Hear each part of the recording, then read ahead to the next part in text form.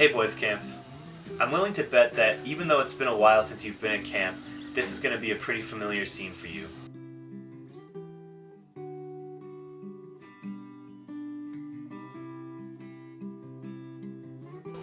I'm also willing to bet that unless you've been in a pretty cool environment for the past little while, you probably haven't had a chance to do worship like that every day. But even though we don't have the chance to go down to the lodge for worship and Bible study every morning, doesn't mean that we can't have worship every day. What it does mean is that we might need to change how we think about worship a little bit. When we talk about worship, usually what we think about is something like the scene we just saw, music and instruments and singing our hearts out for God, which is great, but it's not the only way that we have to worship. Worship isn't and shouldn't be something that we limit only to the times when we're singing like that. Psalm 34 says, "I will bless the Lord at all times. His praise will continually be in my mouth." That means that we can be worshiping God all the time. Not only is it not limited to when we're singing, but it's not limited at all. We can be praising God every waking moment. How do we do something like that? Well, Psalm 34 continues and says, "My soul makes its boast in the Lord." That means that we can make worship a part of our soul, a part of the very heart of who we are, something that's a part of how we see the world and a part of our perspective on things.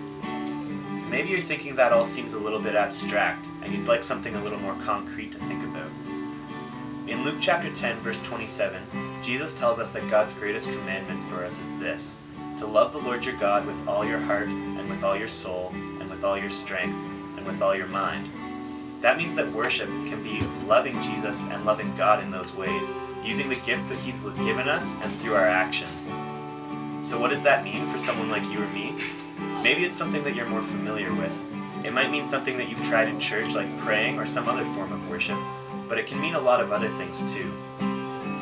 Maybe God has gifted you with skill in a particular sport. When you play your hardest, practice hard, do it all to the best of your ability, and glorify God in your successes, that's loving God and worshiping Him by loving Him with all your strength. Maybe He's given you a passion for learning and blessed you with success in school. When you study hard and take joy in what you're learning and thank God for that gift, you're worshiping Him and honoring Him by loving Him with all of your mind. These are just a few examples. God's given us all different skills, abilities, passions, and gifts, and He's given them to us to use for Him.